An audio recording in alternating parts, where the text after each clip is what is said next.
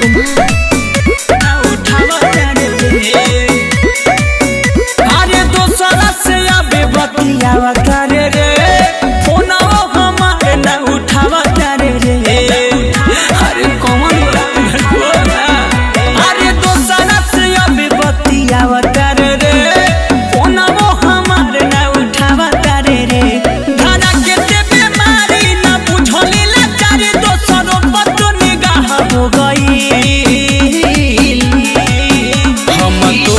भरोसा बड़ी कईनी अब कहीं के ना भईनी कि जिंदगी तबाह हो गई। हम तो पे भरोसा बड़ी कईनी अब कहीं के ना भईनी कि जिंदगी तबाह हो गई। उठावा करे रे धारा के ते बीमारी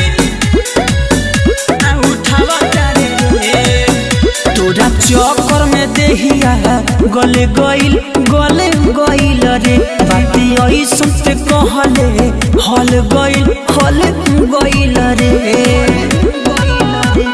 कुछ तो बोल तोरा चक्कर में देहिया गले गइल रे बाती ऐसन से कहले हल गइल रे।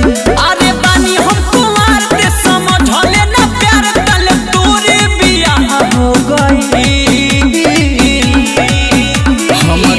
पे भरोसा बड़ी कईनी अब कहीं के ना भईनी कि जिंदगी तबाह हो गई। हम तो पे भरोसा बड़ी कईनी अब कहीं के ना भईनी कि जिंदगी तबाह हो गई। उठावा करे रे धारा के ते बीमारी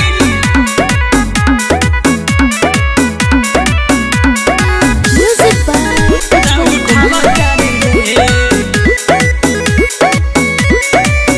ऐसन चावेली तबाहिका हमारा से ज्यादा चाहिका बोल चाहिका। ऐसन चावेली तबाहिका हमारा से ज्यादा चाहिका बोल चाहिका। कहे संजय ससी अब केहू से न फंसी दोसरों पर तोर चाह हो गई। हम तो पे भरोसा बड़ी कईनी अब कहीं के ना भईनी कि जिंदगी तबाह हो गई। हम तो पे भरोसा बड़ी कईनी अब कहीं के ना भईनी कि जिंदगी तबाह हो गई।